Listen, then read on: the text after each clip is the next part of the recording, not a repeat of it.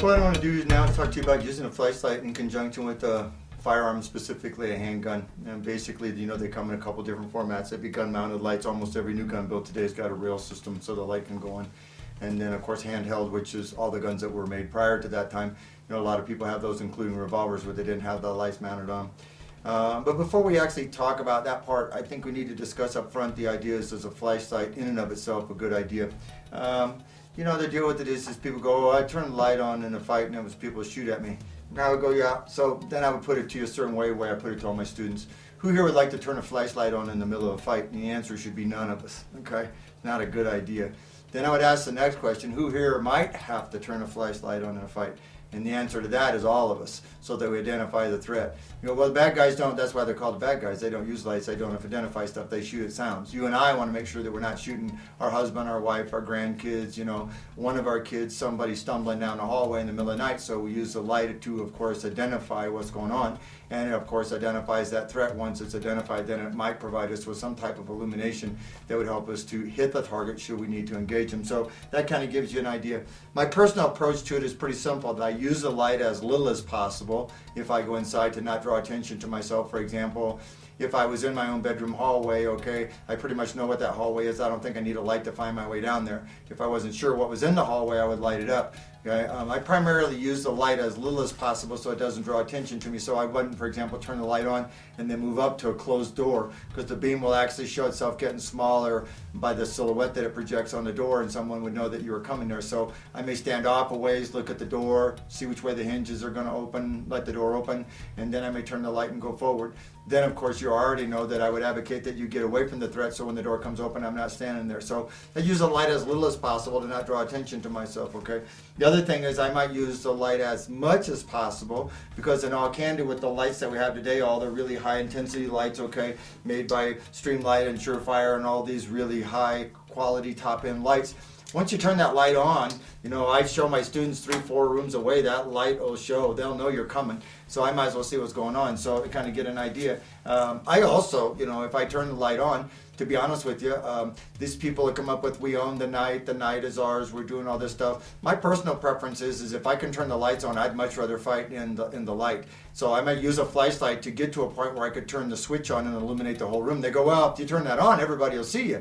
And that's right, and I see them. And if I was fighting two ends of the spectrum, worst case scenario, the local med tweaker stealing my TV, or absolute worst case scenario, multiple home invaders, maybe wearing armor, maybe got rifles, maybe they even have night vision goggles, If I turn on the living room lights, everybody's on the same playing field. They might still have a rifle, but they'll be taking all that stuff off of their eyes, and that would give me opportunities to shoot, so it would give you an idea.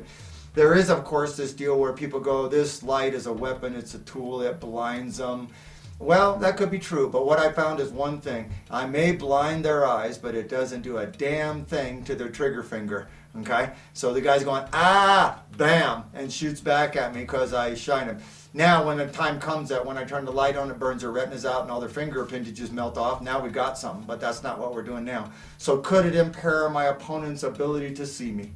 Absolutely, Does it affect their ability to shoot back? No. So that idea is I got it, it might, and could it bother them? Maybe, but I wouldn't count on it, I could use the light also, in all candor, to hold suspects. In other words, if I found somebody in a darkened hallway, like in the case of a police officer, once I turn that illumination on, then it means me maintain visual contact with them, and I can kind of hold them in place and kind of keep control of them visually. And the same thing, even if I had the gun and the light on them, I would still run my scan. Remember, that light provides a lot of light nowadays. You have the spot that's generally choreographed with a muzzle, then you have the arc or circle of light, that illuminates from generally wall to wall, ceiling to floor in most structures. So there's some different things that you can think about and kind of take with them. Primarily, I discussed with you handheld techniques first, and you can hold them in your hand. They got a ring, they got a lanyard, but I'll show you these things one at a time. There's a a couple different types of lights. I have red gun here for purposes, but you notice I'm still not going to point it at you or the camera, but you get the point. I have the gun to show you what's going on. Could have a handheld. This is a rechargeable Streamlight Stinger. It's a, you know, good light, but the light switch, most of them are nowadays are kind of on the back. This one's sort of built on the front. So what I can simply do, remembering that most flashlight shooting is a one-handed technique, I simply extend the gun forward. I simply take the light, put it in this format, and this is what I'd be using in this application here. And you can, some people kind of drop them in here, but the idea is I'm actually running the button in this mode to see what's going on with it. Okay, so that would be handheld. The next option that we have is what we call the ring. This is after Tiger McGee from Huntsville, Alabama. It's a real simple thing. I like it a lot. We have them. What it amounts to is I use it a lot. It's my personal favorite. I put the ring over my left index finger. I simply do all the stuff I want to do. I can pick the technique that I want to pick, okay, which I'll talk to you about in just a moment, but I can have all this. The real key ingredient to this, though, is that I simply rolled it on the outside. So even if I had a gun-mounted light, I can still carry a handheld light and have it handy in case my other one takes a dump, and then I can go from there. The other variables, and they're both made by Streamlight and Surefire, and those are the light people I deal with because they build the best stuff in my opinion, and of course it's my tape, so I get to say what I want. But the deal with it is in this format. This is a lanyard. To have the lanyard work out correctly, your best bet is to set them. I think the only complaint I have about lanyards is they have a whole bunch of tailings or extra string.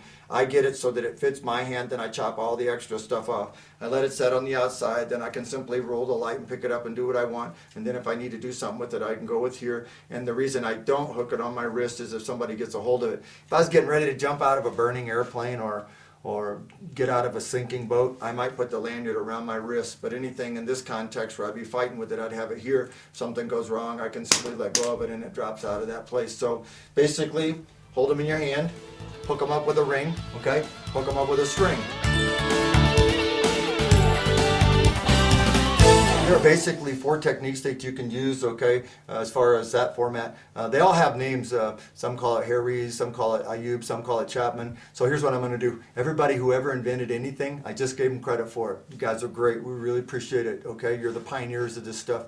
For regular guys now, so a lot of it's very confusing. So what I do is generally 2 types of doctrine are accepted as far as firing a pistol. One would be Weaver or Weaver-like. One is isosceles or isosceles-like.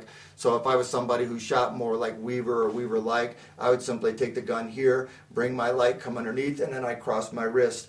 You blade your body more, you'll notice that if you look at this, I've turned myself so that you can see my shoulder is lining up right in behind this thing, so I have it. Then I push the light on, light off. Okay, got it in that format. That would be cross wrist. It's really good technique. I like it. It's very supportive of people who like Weaver. About the only place that really got a problem is if you go to work a hard right corner because your head rolls out and the gun rolls out and all that stuff comes out before the light is. So if I have a hard right, I can simply, all you do is simply uncross them. And when I uncross them, the key to this, and I'm going to turn it so you can see it, is you always keep your thumbs so they touch. Somebody goes, well, what with that? Because watch. If I move it back here and my thumbs are not touching, then when the pistol fires, okay, the slide could bark on my knuckles, maybe basically give it a malfunction. Something could interrupt the operation. So crossed in this format, favoring Weaver-like type shooters. Uncrossed, favoring Weaver-type shooters who might be working hard right corners. The next variable is more isosceles or isosceles-like. I use them all, you know, and these are the 4 primary ones, and I would suggest you pick 2 or 3 and really work with them because that'll be helpful. 60% of all your fights are in low altered or failing light. When it's completely dark, that's not bad. When it's daylight, that's not bad. And that half light where it really is bad because I can see well enough to see my threat many times but not see well enough to see my sighting system if that's what I'm using. So the drill with it is in this, which is just called a syringe. Some people call it Rogers. Okay, great. We already covered that ground, right? Okay. I just put my thumbs together, extend it out in front of me, and compress the light against the heel of my hand. Based on the size of my hands, I could simply open the lower fingers because I can roll them in, and now I actually get a bunch of bite on that bottom of that gun, and that'll help with recoil. And like I said, since you already know I like the ring thing, I simply just move it on the outside if I needed to load the gun or do whatever. So Weaver-like crossed, uncrossed, thumbs together, okay, syringe, and syringe supported. And those are probably your primary 4 techniques.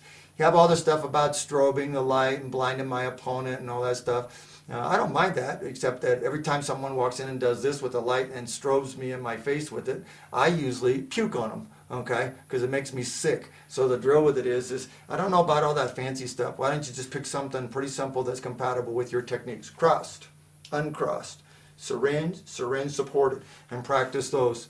Not much magic in the world. Most of what's worth anything is just some hard work. Still got our red gun here, okay? This is, again, that stinger again. I just want to cover back with this one more time so you could check it. If I had it, I could simply take the thing and come in here, and that would give me more isosceles or isosceles-like, okay, especially with the power of the light. Even with the front-mounted button, if you watch this, I can simply reverse it in my hand and index it so that my middle finger is working the button. Then I could go into cross, so it favors that cross technique, Weaver-like people, or uncrossed, and I would still go with the idea that my thumbs need to touch.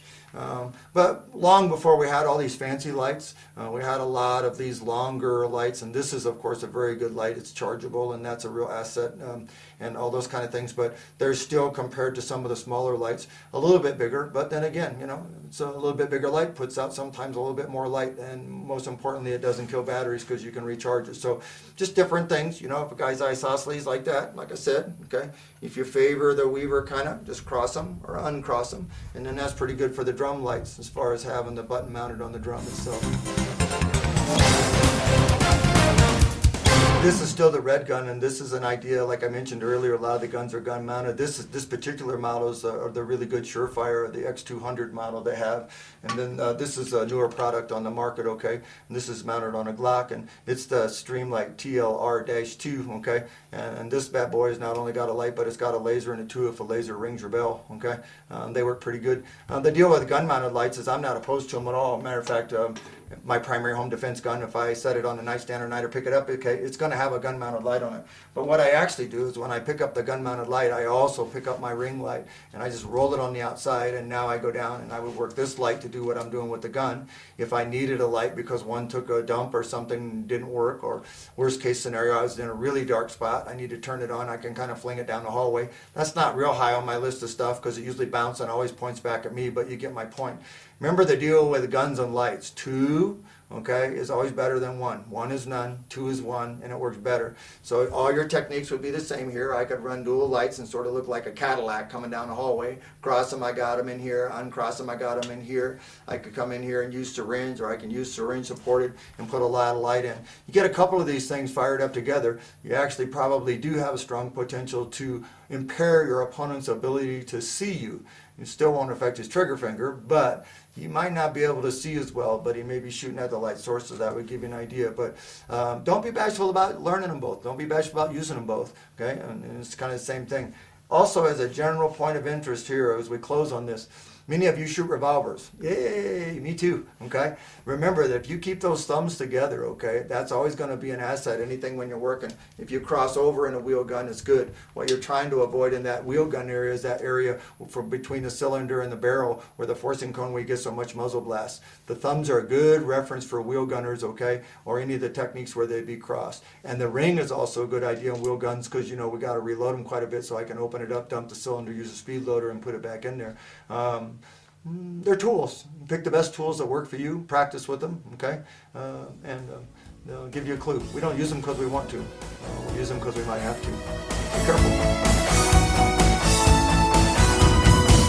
Here's what we're looking for. And then what's going to happen sooner or later, okay, we'll get in a position where what will happen with the pistol is the gun's going to shoot to the point that it's empty.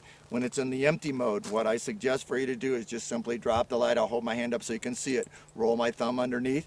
Come down here, I grab a new magazine. As the new magazine comes forward, the old magazine comes out. New magazine goes in, over the top, go right back in, pick the light up, and do whatever it is you're doing, okay? And then that should set it up for you pretty good so you have some idea. So the primary deal is to simply, now, listen to me carefully, because this is what a lot of people do with them when they first get them. When they get them, what they'll do is when they're here and it's time to move it, they go, okay? And it goes, and it goes off into the wilderness because they want to flip it. If you look at it, I'm not actually flipping it. What I'm doing is just simply rolling it on the outside, so it's actually just something a little bit smoother. I was going to reload it by tack load, and I have my partner covering. If I was here, I'm going to reload by tack load. I ask for cover, my partner is. I simply move the light on the outside, come back here, grab the new magazine, crosses between 1 and 2, old one comes out, new one goes in, take this one, stick it back in my pocket, get right back in here so that I'm ready to go. If I was here and I am going to fire, so everybody's got it wired in their head correctly, okay, and the magazine wasn't seated, when I rolled up and shot, and then I shot again, it doesn't work. I roll it on the outside, tap to seat it, rack to load it, back into the light, shoot if I have a problem, okay? If I have a stovepipe. And so you know, it's my opinion that generally you're more inclined to see a few more malfunctions when you go to the light, because a lot of people, if you think about it, now we're not actually shooting with two hands, we're shooting with one, so they don't provide as much resistance as they might get if they had two hands on the gun. Does that make sense to everybody? If I'm firing the pistol, whatever the technique that I have, we'll say that I was using syringe, I get a stovepipe, the gun doesn't work, I simply roll it on the outside, tap it here, rack it here, come back on target, fire if I have a problem. Double feed, same thing, I'm here, it's not working, I run my first segment, tap, rack. As soon as I do, I know it's not right. I pull the magazine out. I rack it several times to clear the garbage, okay? You all know it's coming because you can see the magazine. Maybe I won't be able to see it with it on the outside. I seat the magazine. I rack it. I figure out that it's empty, okay? I come and get my new magazine. The old one comes out. I get the new magazine. The new magazine goes in over the top. Load the gun. Get it back in service, okay? And you're here and ready to go. Now even that one was convoluted because I had to go to my pocket to get a magazine. The gun had a double feed. Yep, doesn't matter. Okay? Rolled it on the outside, do whatever it is you want to do, okay? Then put the gun back in service. Then you can pick up whatever technique you want, whether you want it here, here, here, whatever is appropriate for wherever it is you are and what you're doing. Get the light ready. Stand by. Compliance.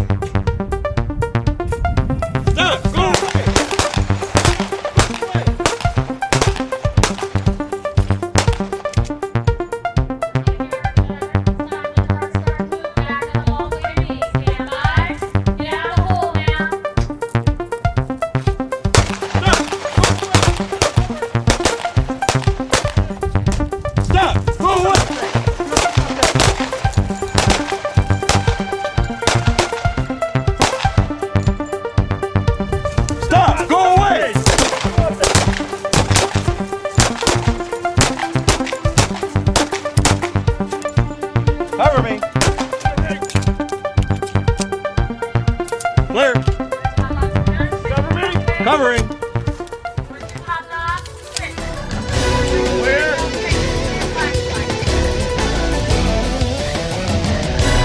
Now we're in the dark.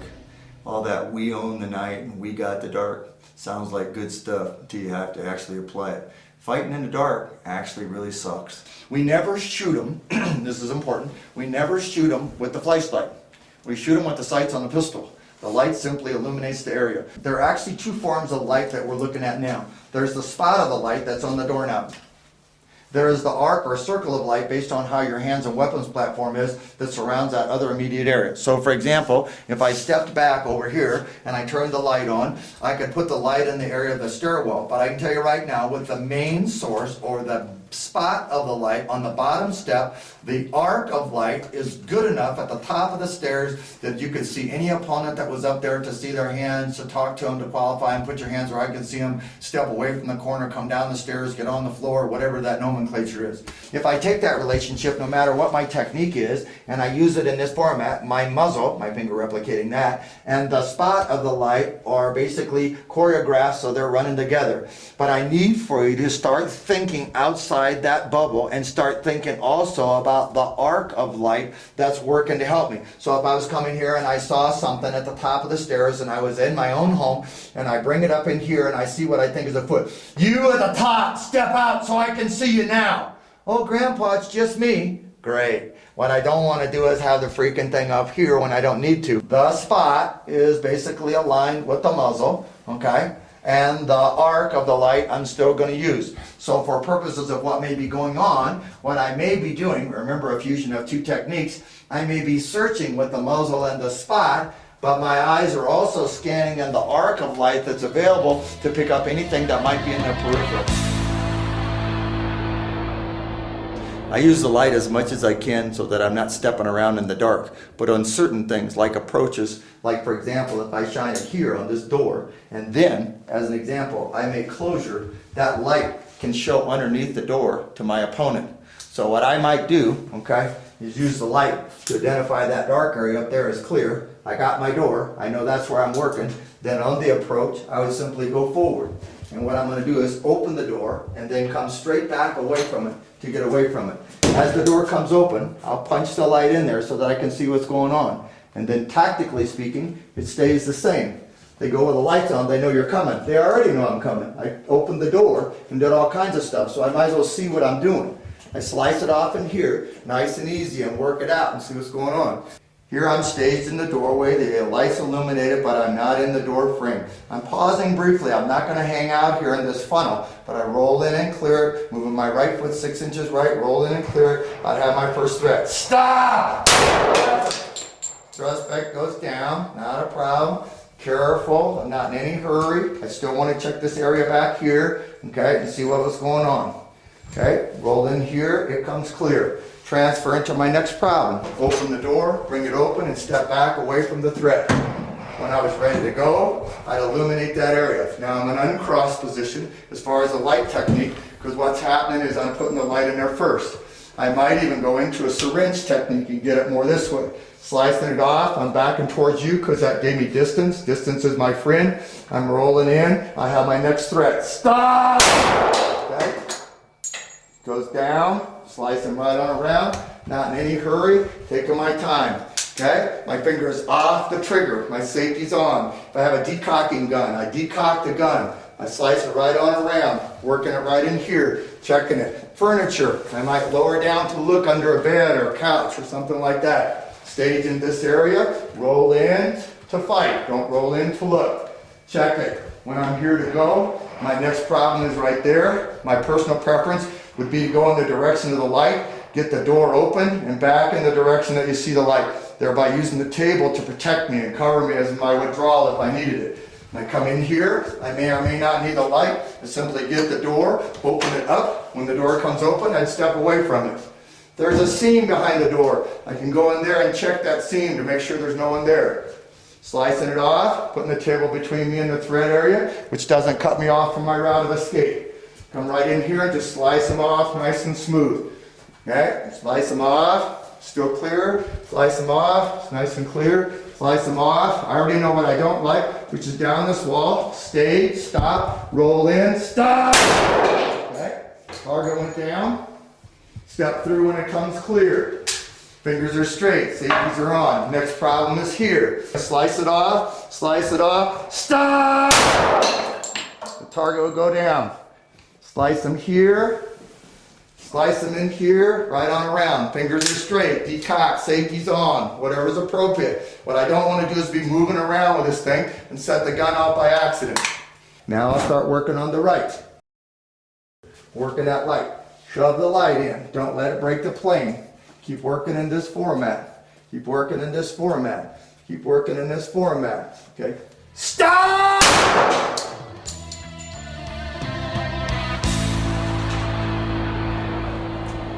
So there, ladies and gentlemen, to give you some ideas. Okay? And it's real simple. It's not going to be easy. I'm not teaching this. I'm not showing you this, okay? Because I want you to do it. I'm reasonably competent. I'm not a mystic. If I knew what the fight would be, I would tell you beforehand and then you could avoid it. It's just not going to happen. This is just to be a supplement. It doesn't replace training. You should practice this stuff and train with it, okay? And work with it and think about it and try it, okay? And it's real simple. It's like the old Roman Legion adage, only different. Train hard, fight easier. You notice I didn't say fight easy. It's not going to be easy. But at least now you have some fundamentals to maybe help you get started. You know, I get in a lot of trouble with people on kind of what I write and say, and one of the people that really don't like me very much are the laser people. And the problem with the laser people is their ads are misleading. Okay, the premise is that when the laser is in the center of the bad mine, that in theory is where the bullet's going to go. Trust me, the laser can't compensate for somebody jerking on the trigger. I found a pretty good use for a laser though. What I do with them is I use the lasers tactically speaking, because if the laser is right on that edge when I'm conducting my search, there's no way that my muzzle can break the plane of what I'm clearing. So I use the laser in this format, and then when I'm ready to roll out, it comes clear and I use it to clear the corner. Could it be a sighting device? Absolutely. Could it help somebody that didn't have glasses on that needed corrective lenses? Absolutely. But no laser will compensate for a jerk jerking on the trigger. But like I said, using it in this context where I have it in here, then it means that my muzzle is not breaking that plane too soon. So I use the lasers in this format to help.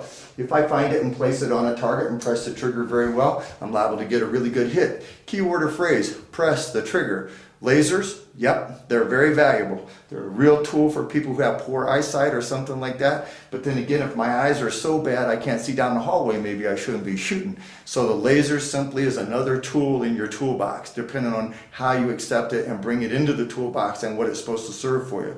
Is it going to answer all your questions and problems? No. Will it help you maybe here and there? Absolutely. So it's a pretty good idea if it's used with a little bit of logic. Representation of protective cover concealment. You already know that I would not advocate that you stick the muzzle beyond something that you don't know what's on the other side. Also remember on hard objects, this is very well documented. I think the taxpayers paid about $1.2 million to figure this out through Sandia National Labs.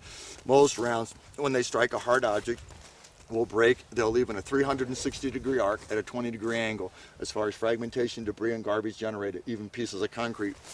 So if I extend what I'm doing here using what we would call something relatively hard protective cover, there's a possibility that round don't even have to hit me to be harmful. Remember, direct fire hits me. Indirect fire is something that comes through something that hits me, or hits something that creates debris or garbage that hits me.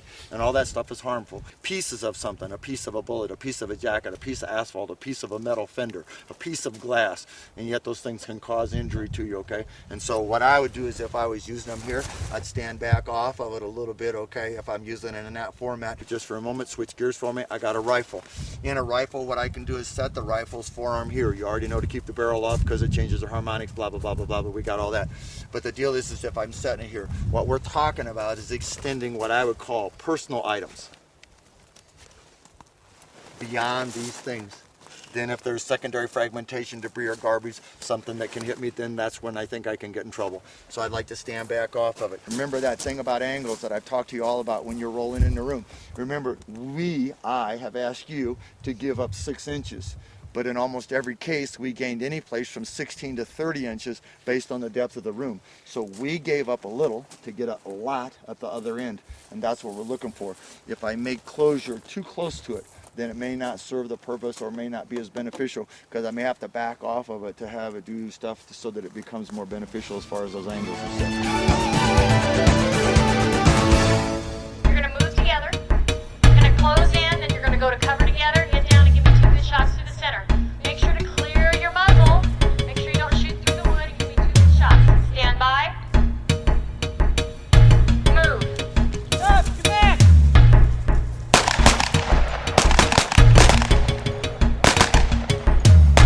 Drop the knife! Drop the knife! Suspect! Drop the knife!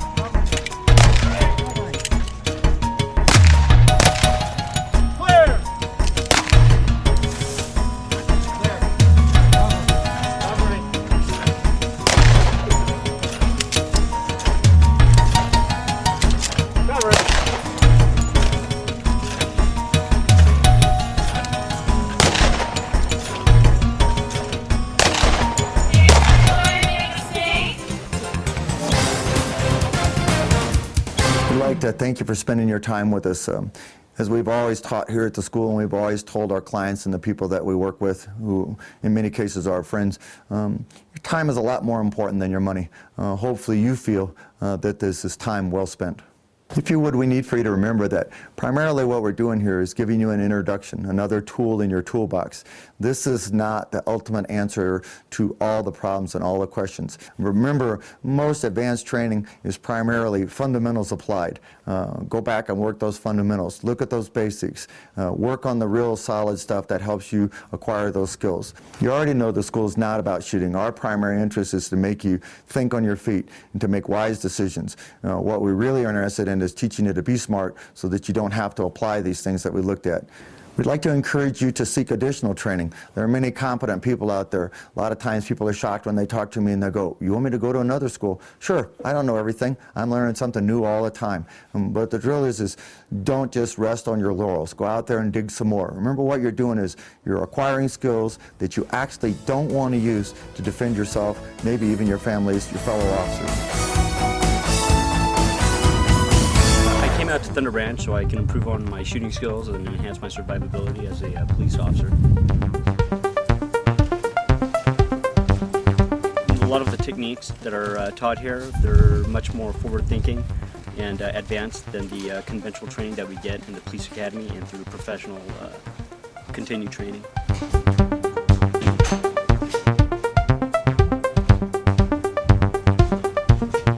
It just allows me to utilize new techniques out in the street, stuff that I wouldn't be accustomed to doing or would even have thought of should a situation arise where I need these skills.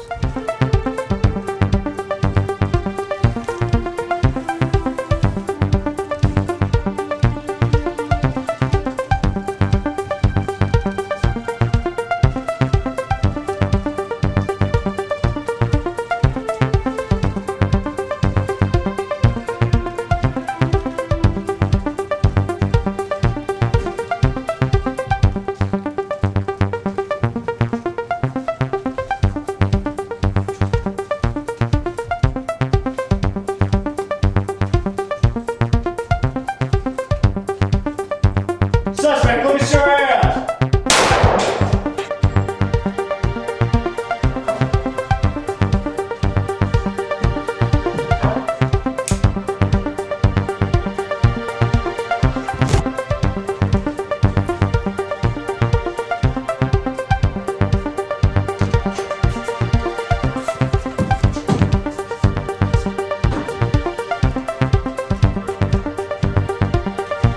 Suspect, let me see your hands!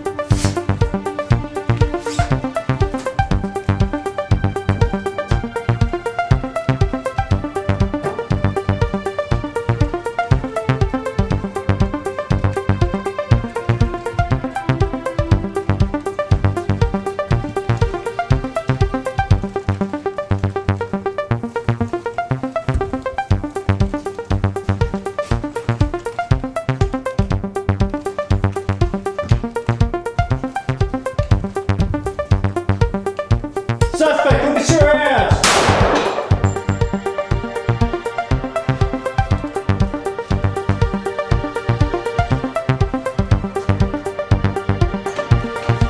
Suspect, let me see your hands!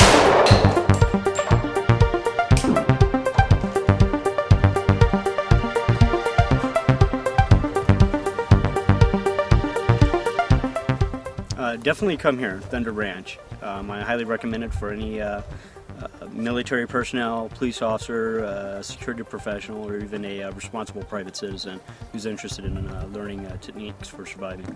And if you can't make it all the way to Thunder Ranch, for instance, then you should Get this DVD. yeah.